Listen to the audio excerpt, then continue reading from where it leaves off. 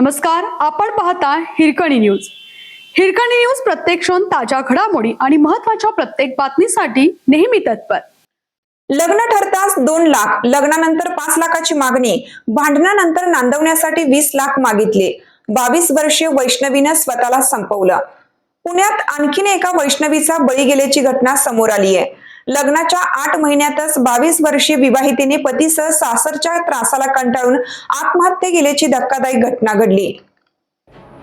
सुरुवातीला फर्निचरसाठी 2 लाख, नंतर पत्नीला नांदवायचं असेल तर 5 लाखाची मागणी केली। ते 5 लाख रुपये दिल्यानंतरही 20 लाखाची मागणी करण्यात आल्याचा आरोप आत्महत्या केलेल्या विवाहितेच्या कुटुंबियांनी केला आहे।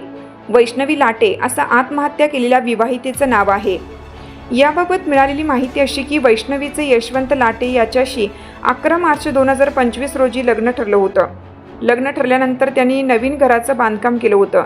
त्या घरात फर्निचरसाठी 2 लाखाची मागणी यशवंत लाटे यांना केली होती। ते पैसेही यशवंतला देण्यात आले होते। तर 7 मे रोजी लग्नात मानपान आणि इतर संसार उपयोगी वस्तू दिल्या होत्या। लग्नानंतर काही महिन्यातच यशवंतने वैष्णवीचा छळ सुरू केला। पती यशवंतचे मुलीसोबत चॅटिंग सापडल्यानंतर वैष्णवीने जाबही विचारला होता, तेव्हा तिला मारहाण करत माहेरी पाठवून दिलं होतं।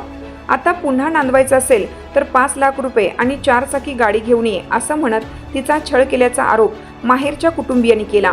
शेवटी माहेरच्या लोकांनी 17 जानेवारी 2026 रोजी 5 लाख रुपये रोख रक्कम दिली असंही वैष्णवीच्या कुटुंबियांनी म्हटलं। दरम्यान घरात इंटेरियर करण्यासाठी 20 लाखाची मागणी केली जात आहे। पैसे आणले नाहीस तर तोंड दाखवू नकोस अशी धमकी पतीने दिल्याचा फोन वैष्णवीने गेल्या आठवड्यात आईला केला होता। यानंतर वैष्णवीचे कुटुंबीय पतीच्या घरी गेले होते। पैसे आणले नाही तर मुलाचे दुसरे लग्न लावून देऊ असं वैष्णवीच्या सासरच्याने तिच्या आईला सांगितलं। वैष्णवीची आई भेटून गेल्यानंतर दुसऱ्याच दिवशी वैष्णवीने गळफास घेऊन आत्महत्या केली। तिने राहत्या घरात ओढणीने गळफास घेतला। या प्रकरणी तिच्या आईने पोलिसात तक्रार दिली असून पतीसह सासू सासऱ्यांवर गंभीर आरोप केले आहेत। लोणीकंद पोलीस ठाण्यात गुन्हा दाखल झाला आहे। या प्रकरणाचा अधिक तपास पोलीस करत आहेत। आपल्या हिरकणी न्यूज चॅनलला लाईक करा, शेअर करा आणि सबस्क्राइब करायला विसरू नका आणि रहा अपडेट।